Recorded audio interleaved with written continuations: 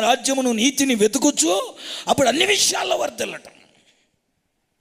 ఒక సేవకుడి పుట్టించి దుష్టత్వం నుంచి మళ్ళించి దీవిస్తున్నాడు.